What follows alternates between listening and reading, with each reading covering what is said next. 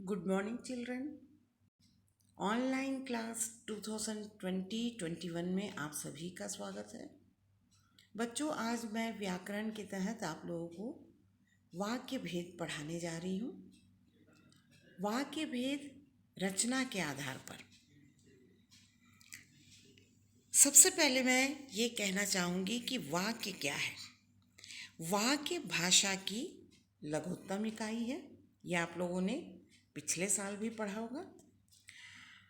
अपने मन के भाव और विचारों को प्रकट करने के लिए तथा उन्हें दूसरों तक पहुंचाने के लिए हम वाक्य का सहारा लेते हैं। अपने मन के जितने भी भाव हैं, विचार हैं, उन सबको दूसरों के सामने प्रकट करने के लिए हमें वाक्य की आवश्यकता पड़ती है। वाक्य विभिन्न पद अर्थात शब्द के योग से बनता है। वाक्य में प्रयुक्त प्रत्येक शब्द का अपना अलग अर्थ होता है और सार्थक अर्थ होता है। वाक्य बड़ा हो या छोटा, किसी न किसी विचार या भाव को पूर्णतः व्यक्त करने में वह सक्षम होता है। वाक्य की परिभाषा है ऐसा सार्थक शब्द समूह, सार्थक अर्थात जिसका कोई अर्थ हो, सार्थक शब्द समूह जो व्यवस्थित हो, जिसमें कर्ता अथवा क्रिया का प्रयोग हो तथा जो पूरा आशय प्रकट करे।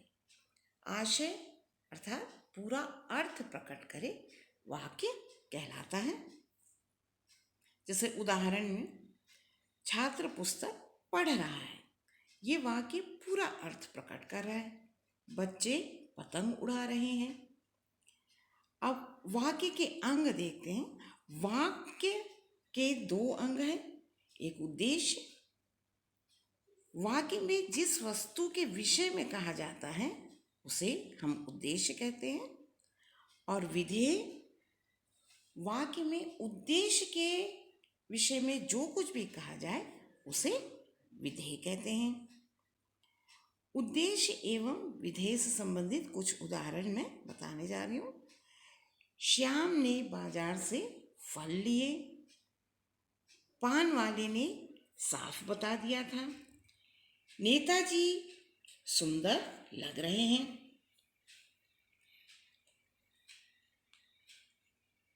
अब यहाँ पर कुछ ऐसे उदाहरण हैं जो उद्देश्य एवं विधेय से संबंधित है। यहाँ श्याम ने यहाँ पर उद्देश्य है, बाजार से फल लिए विधेय है। यानी यहाँ पर श्याम के बारे में बताया जा रहा है। क्या बताया जा रहा है? कि उसने बाजार से फल लिए। पान वाले ने साफ बता दिया। यहाँ पर पान वाले ने उद्देश्य है, साफ बता दिया विधेय है। नेताजी सुंदर लग रहे हैं, यहाँ नेताजी उद्देश्य है और उनके विषय में क्या कहा जा रहा है कि वो सुंदर लग रहे हैं। सुंदर लग रहे हैं विधेय है यहाँ। अब रचना की दृष्टि से वाक्य के भेद देखते हैं। रचना की दृष्टि से वाक्य के 3 भेद हैं। पहला है सरल वाक्य, दूसरा मिश्र वाक्य, तीसरा संयुक्त वाक्य। सबसे पहले हम देखेंगे सरल वाक्य। सरल वाक्य वह होता है जिन वाक्यों में केवल एक ही उद्देश्य और एक ही विधेय होता है तथा एक ही मुख्य क्रिया होती है। ऐसे वाक्यों को हम सरल वाक्य कहते हैं। इसमें उदाहरण है, वर्षा हो रही है, इसमें एक ही उद्देश्य है और एक ही क्रिया है।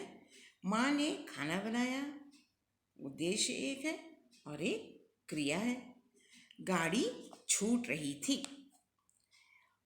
इन सभी वाक्यों में जो भी रेखांकित पद है वह मुख्य क्रिया को प्रकट कर रहे हैं तथा यहाँ एक ही प्रधान वाक्य हैं, अतः ये सभी सरल वाक्य कहलाएंगे। दूसरा है मिश्र वाक्य, जिस वाक्य में एक प्रधान उपवाक्य होता है तथा एक से अधिक आश्रित उपवाक्य होते हैं, उसे हम मिश्र वाक्य कहते हैं। उदाहरण है, अध्यापक ने कहा कि कल विद्यालय बंद रहेगा। दूसरा है, उसने कहा कि मैं परिश्रमी हूँ। मेरे पिताजी वे हैं जो कुर्सी पर बैठे हैं। इन सभी उदाहरणों में जो रेखांकित अंश है वे सब मुख्य उपवाक्य को दर्शा रहे हैं, जबकि जो रेखांकित नहीं है वो सारे वाक्य आश्रित उपवाक्य हैं। आश्रित उपवाक्य को मुख्य उपवाक्य से क्रमशः की जो से जोड़ा गया है। प्रधान या मुख्य उपवाक्य, सबसे पहले मैं आप लोगों को उपवाक्य के बारे में बताती हूँ कि उपवाक्य वाक्य का एक अंश होता है जिसमें उद्देश्य और विधेय होता है, अतः पदों का ऐसा समूह जिसका अपना कोई सार्थक अर्थ हो, जो सामान्यतः एक वाक्य का भाग हो तथा जिसमें उद्देश्य तथा विधेय शामिल हो, उसे हम क्या कहेंगे? उपवाक्य कहेंगे। अब प्रधान या मुख्य उपवाक्य के बारे में हम देखते हैं। प्रधान या मुख्य उपवाक्य वह होता है जिसकी क्रिया मुख्य होती है, जो उपवाक्य वाक्य से अलग होकर पूर्ण अर्थ प्रकट करे, यानी पूरा पूरा अर्थ प्रकट करे, उसे हम क्या कहेंगे? मुख्य या प्रधान उपवाक्य कहेंगे।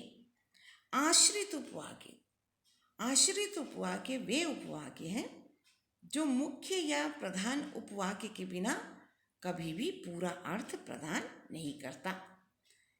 ऐसे उपवाक्यों को हम आश्रित उपवाक्य कहेंगे। जैसे उदाहरण है कि यदि बस आ जाए तो मैं चल पड़ूं। इस वाक्य में तो मैं चल पड़ूं प्रधान उपवाक्य है तथा यदि बस आ जाए आश्रित उपवाक्य है। तो मैं चल पड़ूं ये पूरा अर्थ प्रकट नहीं कर रहा है ना। उसमें जो है यदि बस आ जाए, इस उदाहरण में यदि बस आ जाए ये पूरा अर्थ प्रकट नहीं कर रहा है। उसमें तो मैं चल पड़ूं, जब ये प्रधान उपवाक्य उसमें शामिल होता है तब ये पूरे वाक्य का अर्थ हमें प्रकट होता है। मिश्र वाक्य की कुछ पहचान है। प्रायः मिश्र वाक्यों में कि, जो, वह, जिसे, उसे, ऐसा, जो, वही, जिसे, यदि, तो जैसे व्याधिकरण योजक होते हैं। संयुक्त वाक्य, तीसरा है संयुक्त वाक्य, जिस वाक्य में दो या दो से अधिक सरल या मिश्र वाक्य परस्पर किसी समुच्चय योजक शब्द से जुड़े हो। और ये योजक शब्द कौन कौन से होंगे? और, या, तथा, एवं, परंतु, अथवा, इसलिए, अतः, फिर भी, किंतु, लेकिन, पर, ये सारे योजक शब्द से जुड़े हो, उसे हम क्या कहेंगे? संयुक्त वाक्य कहेंगे। संयुक्त वाक्य में प्रयुक्त वाक्य एक दूसरे पर आश्रित नहीं होते। अगर हम इसमें से ये योजक शब्दों को हटा देते हैं तो ये वाक्य जो है स्वतंत्र वाक्य बन जाते हैं। और जैसे उदाहरण, रात हुई और तारे निकले। और ये रात हुई तारे निकले, ये किससे जुड़ा हुआ है? कौन से योजक शब्द से जुड़ा हुआ है? और से। अगर हम इसमें से और हटा देते हैं तो रात हुई एक पूर्ण वाक्य बन जाता है, तारे निकले एक पूर्ण वाक्य बन जाता है, बरसात हुई और हम भागने लगे, इसमें से भी अगर हम योजक शब्द को हटा देते हैं तो दोनों जो है वाक्य एक स्वतंत्र वाक्य बन जाते हैं। खाना खा लीजिए या आराम कर लीजिए। खाना खा लीजिए एक स्वतंत्र वाक्य है, आराम कर लीजिए ये भी स्वतंत्र वाक्य है, लेकिन दोनों वाक्यों को या योजक शब्द से जोड़ा गया है। अगर ये या योजक शब्द हट जाता है तो ये दोनों एक स्वतंत्र वाक्य बन जाते हैं। बिजली नहीं है इसलिए अंधेरा है, इसको इसलिए योजक शब्द से जोड़ा गया है। इस प्रकार संयुक्त वाक्य जो है योजक शब्द से जुड़ा होता है। अगर हम ये योजक शब्द को हटा देते हैं तो ये एक स्वतंत्र वाक्य के रूप में हमको दिखाई देते हैं। संयुक्त वाक्य में प्रयुक्त वाक्य एक दूसरे पर कभी भी आश्रित नहीं होते हैं।